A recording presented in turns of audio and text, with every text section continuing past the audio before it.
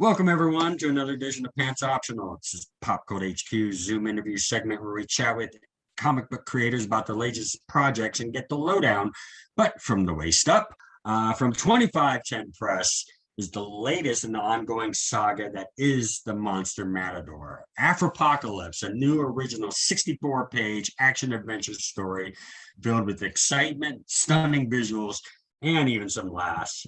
Please welcome my guest today, the creator of the Monster Matador series, writer, returning guest, Stephen Prince. Stephen, welcome back. Thank you. Good to see you again. Yeah, definitely. I'm excited. It's that time again. You know, you're cranking it out. A lot quicker than many on the Kickstarter front. Let's talk about this new adventure. So it's a one-shot story by itself.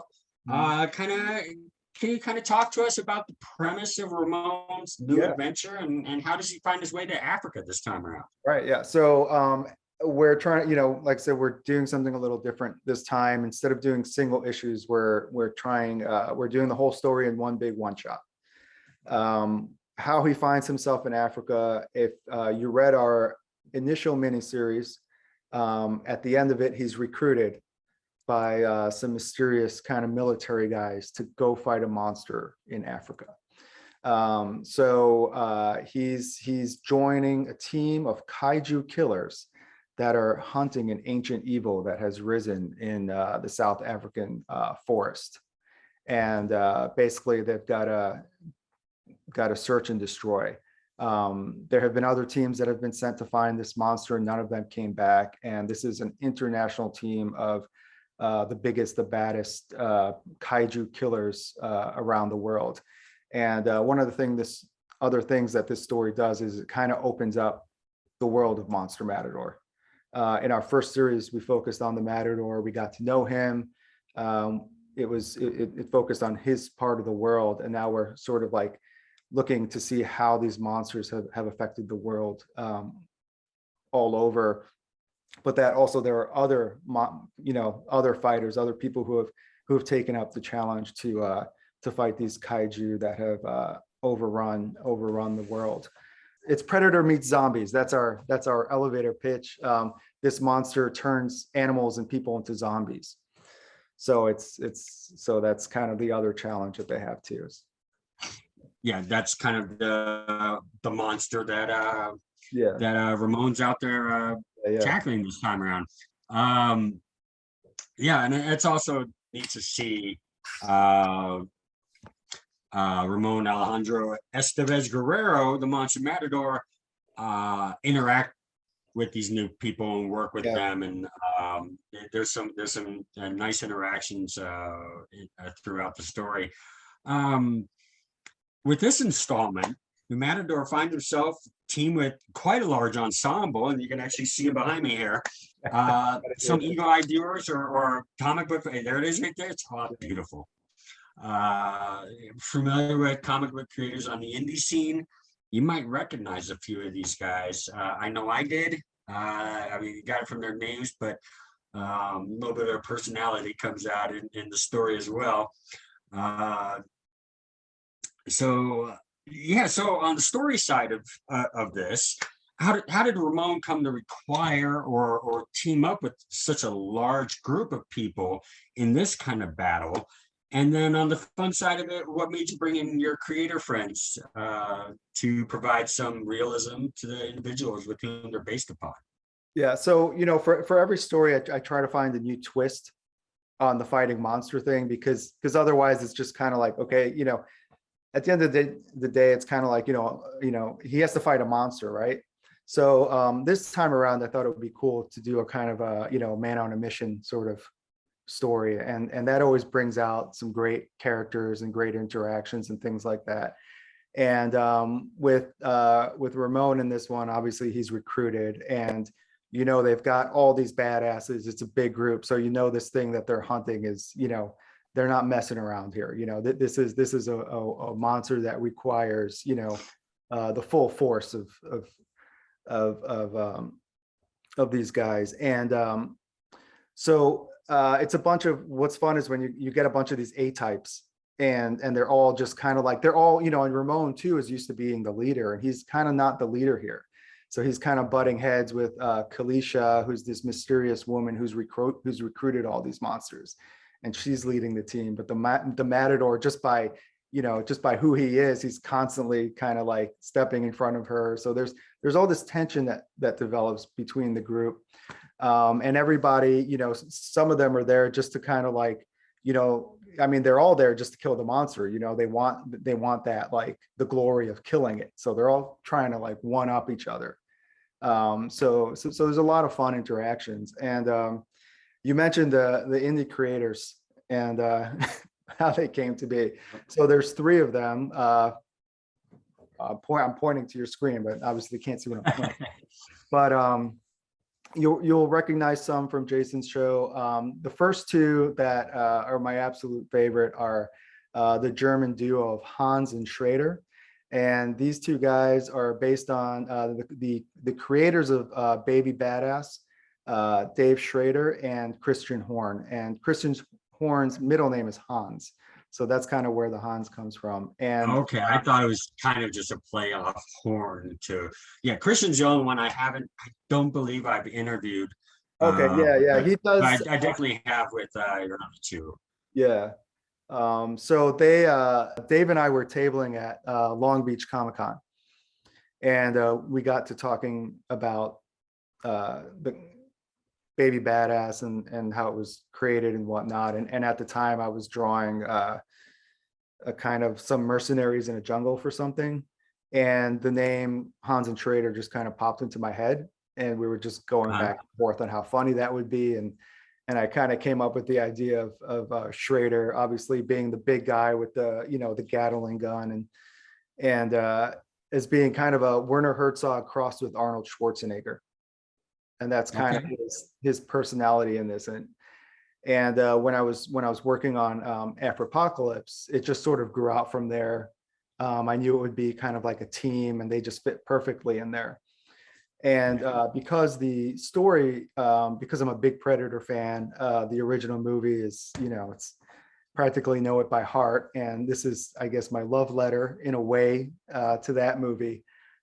In that movie, Shane Black is one of the team members, and Shane Black is a screenwriter. He's written Lethal Weapon, Last Boy Scout, Iron Man 3, great writer. And he was brought into that movie to kind of keep an eye on it and, you know, to do rewrites, you know, as they filmed. And I think the story I heard is that he didn't really want to do the rewrites. So that's, you know, they killed him off right away. So I thought it would be fun to get a screenwriter as part of the team. And so Ryland Grant is a good friend. He's been on the show. He's done Banjax and The Jump with Fabio Alves. He has Suicide Jockeys from Source Point Press going on right now. And by trade, he's a screenwriter. He writes action movies. He's worked with all the great action directors. So it was just kind of a perfect fit. And initially, the idea was just to kind of throw Ryland in there and kill him off, you know. But he was such a fun character to write. Once you start writing these characters, Ryland can be a bit of a shit talker. One of the best. You know, yeah, and you get that in there. There's that banter with each other that, you know, you're making little digs and whatever, that kind of little cockiness, and then throw it back by, you know, making fun of his name or whatever. Right, I mean, it was just, I picked up on that right away. Yeah, and so it was just so much fun to write that I wound up not killing him right away. And he's, you know, he was cool with it, and obviously I think having the chance to kind of be drawn by Fabio is a very cool thing, because he's so good. And someone else in this podcast also has a little cameo. I wonder who that could be. You'd have to get the book. But yeah, it's funny. Hans and Schrader are sort of like avatars, you know, for Dave and Christian. But Ryland, I decided Ryland is actually Ryland. If this were to happen in the world, like this is the path he would take. So he is basically it's Ryland is what would happen in the post monsters attacking the Earth, he would become an action hero himself, I guess. And for those who are reading or familiar with Suicide Jockeys, that's, like you're saying, the kaiju experts. I mean, that's where a lot of that story's from. So, that was a good tie too. Mhm. So yeah, so we're talking about your creative team. For After Apocalypse, your Monster Matador team is all back. Adapting your script is the Ringo Award nominated artist Fabio Alves on illustrations and colorist Alex Zeff Yeah, Alex Zeff on colors. All back. Who we spoke with both of them last time we had the last time interview. around, yeah, we did. Yeah, it was great being able to all connect like that. We talked on how important that they are to you in this Monster Matador story. So, for anyone who's seen earlier videos or who checks out, I don't want to keep rehashing this thing, but Yeah. can you share with us a little bit of the process in creating like a 64-page epic like this, having your artist located in Brazil, your colorist down in Mexico? How does that collaborative process work, in giving input or advice? And, how is, when it's all kind of digitally done and how you interact with that? Yeah, so this one was actually kind of interesting because Fabio changed up his style. He brought a real a Bill Sienkiewicz influence to it. And that sort of Alex had to almost learn a whole new style of coloring. So I know Fabio sent her reference for kind of what he wanted, and she knocked it out of the park. You'll see if you go to the Kickstarter pages, the previews on there are just amazing. She's the colorist for Source Point Press on the book Cult of Dracula. So she just gets better and better. But what's nice about this book is this was kind of when I did Tangle of the Matadors, I wrote it. I didn't necessarily know who the creative team was going to be. So it was, and with Fabio, one thing I always say this, people, I didn't realize he didn't speak English until we were into the third issue. He runs everything through a translation program.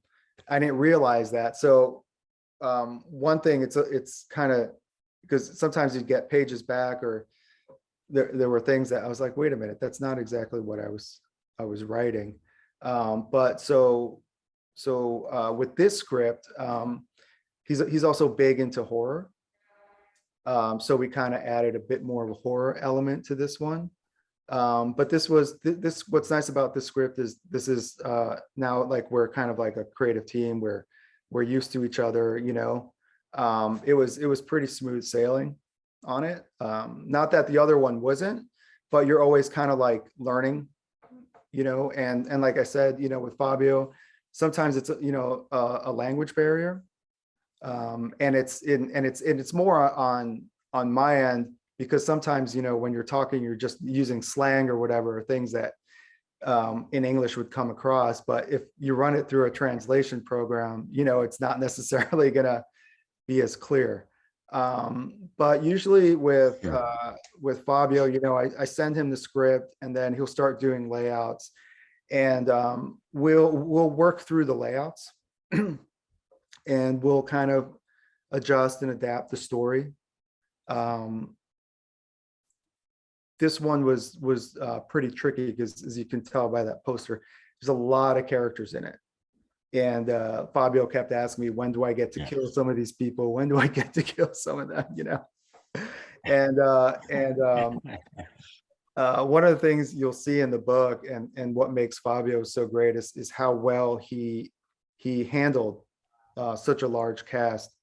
You never get lost. You never get a sense of, wait a minute, where did this person come from or that person come from? His staging was really fantastic.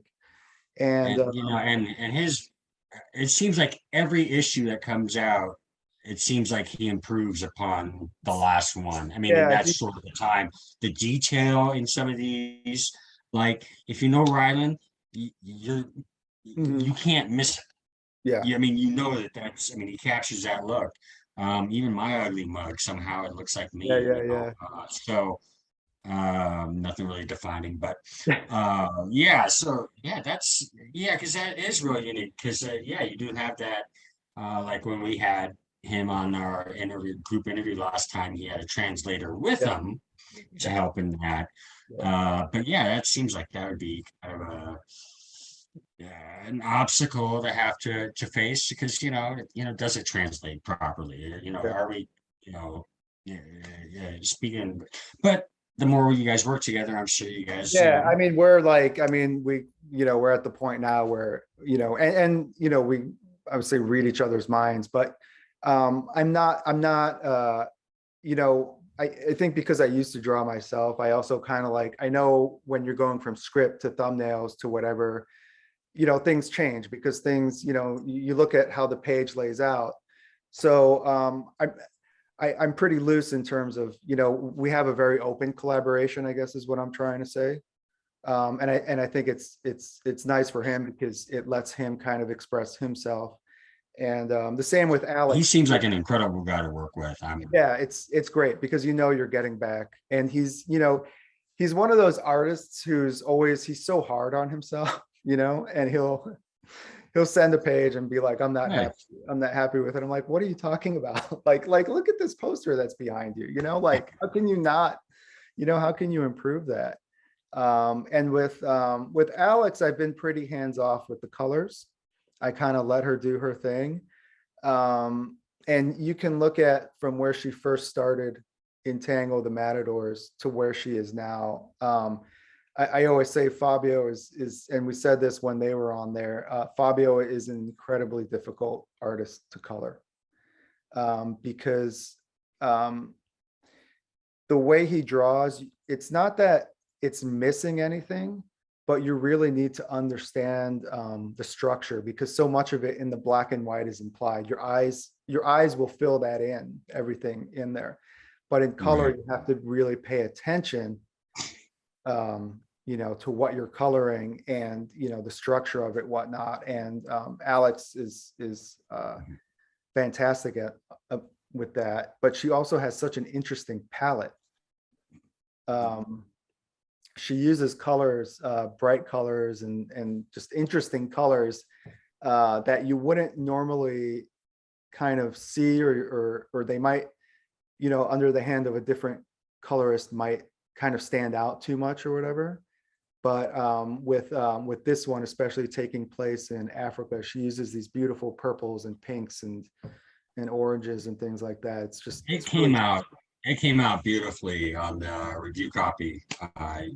Let me check out. yeah, And I'll tell you, and of course, her being able to adapt to, like you said, Fabio is kind of it's a little new of a style, but it's a really, I mean, I wanted to call it just like a splatter kind of look, but the way it's done, um, it does give a little more edge to it. It's, I mean, initially, the first couple of pages getting into this, I felt like a darker tone, yeah, yeah, yeah, in this. It did have, like you were saying, like a horror feel, and it did feel like, okay, there's something ominous here. This isn't just he's gonna go, fight some right, crazy wild, uh, monsters. But this was like, okay, this is serious, that people in the world are really focusing that we need to eradicate this or it's going to eradicate us. right. Yeah, yeah. One of the Yeah, it things was great. with this one, the monster, when I was writing it, we had, I didn't have, I started writing it kind of having a vague idea of what the monster was and where it was going. I didn't want to use the usual tropes of going to Africa, finding a hidden temple or, whatnot, things like that. So I was kind Sure. of looking for something unique, and uh, we went into lockdown when I was writing it. So this was, it's actually before the original first Kickstarter launched.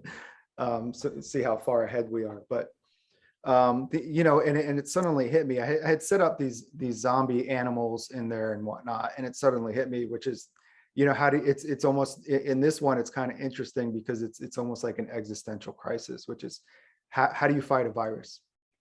How do you fight a monster that's a virus? How do you fight this existential idea, of a monster? So it's interesting. And I don't want to give too much away in terms of how we created the monster or whatnot, but Sure, sure. yeah, I think it kind of adds a little twist on the kaiju thing and on the monster thing, and it leads to a place that you don't quite expect, and it's kind of the first time in the Matador's career where he's fighting something where he's not really sure that he can kill it. So Right. so Yeah. and so so it's a little different, but yeah, like I was saying, we try to keep it. We don't want it just to be like, okay, he's coming to town, he's fighting a monster every time. We're always looking for like a different theme or something to add to it that just kind of gives just a little bit of a twist on the standard formula. So it's fresh for the reader. So Hey, you guys knocked it out of the park. The readers are going to love this story. I mean, it's self-contained, but it does, like you said, it does expand kind of what this universe is really, the potential for it. right, yeah. Hey, so let's talk about the campaign. Obviously, people will be able to back either getting a digital or a print copy of Monster Matador After Apocalypse. What are those like special tiers might you be offering? Alternate cover, more digital commissions? Would there be a package where you can pick up previous books, or the prints first, or whatever Yeah, you're yeah, yeah. calling it, Yeah. or even the poster? So there's going to be there are catch-up tiers. Kickstarter allows you to have an add-on store, so you'll be able to pick up variant covers if you like those for the original campaign. Whatever we have left, we have a limited amount of foil covers that we did for the original Tangle of the Matadors. We only printed 25 of them, so there's very few left.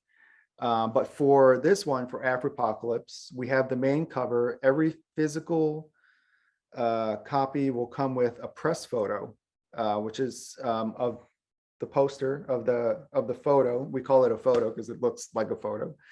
Yeah. That's behind Jason, and I don't know if I mentioned that was colored by Edson Ferreira, who's Fabio's colorist on Banjax and The Jump. And then we have a special a variant cover tier for only $5 more. So this is, I mean, we really excited about this one. It's a movie poster cover. The movie poster is drawn by Tony Donnelly. That tier will come with an 11x17 movie poster, the press photo, and a signed book plate. And the book plate is going to be signed by me, by Tony Donnelly, by Ryland Grant, Dave Schrader, and Christian Horn. Okay, well, I already know what I'm backing Yeah, at. so that's, I mean, That's like the ultimate collector thing, and only $5 more. That's crazy. yeah. And then we'll probably, at some point in the campaign, we'll do a stretch goal or hit a certain number of backers, and we'll do a color print, because the press photo is black and white. We'll do a color print of that poster that's behind Jason and behind me. So you'll get a copy of that. There are a few original art tiers. You can get some, Fabio draws the book digitally, but we have some pinups that Fabio did. So you'll be able to get some of those. We have sketch cards from Tony Donnelly. And we're going to have a stretch goal where we'll add 4 pages to the book. And it's be some story pages. One of them is going to be, there will also be a special pinup that will add to the book that is going to be drawn tentatively. Well, it's going to be drawn by Don Walker of Dreadnought the Barbarian. Yeah. And so we've got some stuff planned.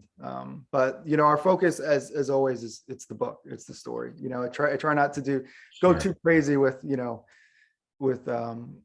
covers and things like that, because ultimately, you want to read the story. So, but you'll get, I always wonder, I mean, because I know a lot of creators who've done like, hey, if we reach the stretch goal, we'll add 12 more pages. So, I start making you wonder, like, did you have anything that was on the cutting room floor that didn't really, fit into, that compact 64 pages, but that maybe could be added later, or anything that you did Yeah. kind of like, man, I wish I didn't have to, let go of that. So there's, like I said, for that stretch goal, there will be an extended, a small extended version. This specific book though had got a lot on the cutting room floor, only because Really? the Okay. characters were so much fun. The initial script, like I said, I love the Hans and Schrader's character. I kind of went a Yeah. little overboard with them, where it just kind of became like, their story. So there's about 10 or 20 pages of just Hans and Schrader doing Hans and Schrader things. Right. Okay. But yeah, no, but we did, these are designed, this is designed, 64 pages. It's tight, and I know you've read it, but this thing it's designed to be 64 pages. It's designed, it's lean and mean, I guess is what you call it. Yeah, all the fat's trimmed out. I mean, it's serious. It's just meat the whole way through, action. The pace is moving and the story just goes and it builds, and it's just, Yeah, you just keep going. yeah, like it's kind of like the West Wing of comics, right? It's walking and talking. Everyone talks about that show. That show is everybody's walking and talking, Mhm. walking, talking. Here they're kicking Sure. ass and talking, kicking ass, and it just, it's designed to really just move. So And it does it really well. Yeah. And so anyone who may be new to Kickstarter, or going back one or two campaigns or something like that, to help inform them and assure potential backers everything about your campaign that may not have um, backed one of your projects to date. How far along are you with Afropocalypse right now? Is there still some work needed on the book? Is it ready to go now? Do you have like maybe a time frame on a potential turnaround time for fulfillment? Kind of so so yeah, no, they're so not getting like a year and a half to 2 year wait no, no, before no, getting no. the So book. no, so it's really important to me that the readers get the books, and they don't wait longer than they have to. And when we did our first Kickstarter, we started in June of 2020. We've done 3 books since June of 2020. They have all shipped on time. Each book was done before the campaign even started. So when the campaign ended, we were ready for print, and that's something that's important to me. It's one of the things, on Kickstarter that I think a lot of creators, especially in the past couple of years, have stepped up to really get their books out. With Afropocalypse, by the time this drops on the 18th, I'm just waiting on the final color pages from Alex. The book is already lettered. It's being proofread. So by the time the campaign ends in a month, we'll be ready to go to print. And typically what happens is when it ends, you've got 2 weeks until, the funds transfer. And then from that point, we do, I'll do a final look over. We'll just do some little tweaks here and there. And then we get everything printed. We send everything to the printer. We have it right now, I think, as shipping March or April. Okay. I And tend this would be a 30-day campaign, so mid-November. so from November. So, but I typically ship earlier. The reason why I left a little more room this time is because I don't know how aware readers might be, but there is a massive paper shortage. And Uh, if that, anyone that is could that is catch affected. the news in the comic book industry, yeah, like Um, backing boards and all sort, supplies and yeah. so I've been actually buying that stuff early when I can. But for printing, I print in the US. And it's not that the books won't get printed. It's just that it might take a couple of weeks longer. So I'm just building at that time just in case. And as a former backer of Stephen's work, the quality on the books is great. It's a fabulous printer that he works with. I'm familiar with, and the quality, it's sharp, it's crisp. There it is right there. You can see it and it's all its glossy glory. Thick, But yeah, on the it's inside, so. a thick card stock, just a real popping. Yeah, it's fantastic look. So you have no worries about the quality that you're going to get from this campaign. Yeah. So yeah, I mean, like I said, obviously there are things sometimes you can't control, but we're aware of them. I'm in contact with the printer all the time. I actually just had a bunch of stuff printed, and it took a week longer than usual. So I'm not worried about it, but so hopefully. Well, and you're good at communicating with your backers too, and Yeah. updates and stuff like that. So that's a big plus too. That you're still telling them, you're making them a part of the situation and keeping them apprised. And yeah, so I mean that's big for backers to know that, hey, you're not going to have a radio silence for a month or something. Something screws up, that you'll be there to speak some truth to it. Yeah, the only thing I can't control is the mail. That's all I'm gonna say. Yeah. That's But I've miraculously had 0 issues in 3 campaigns. So fingers crossed, knock on wood. Cool. Awesome, man. Dude, I'm so excited. So everyone, get out, go to bit.ly/Monster Matador, debuting live on Kickstarter Monday, October 18th. 2510 press, and my guest, the always fabulous Stephen Prince. Thank you so much, Stephen, and best of luck with Monster Matador Afropocalypse, man. It's a blast, and people are really gonna love it, man. All 3 of you guys really stepped up your A game. Yeah, thank you. I'm really proud of this one. So.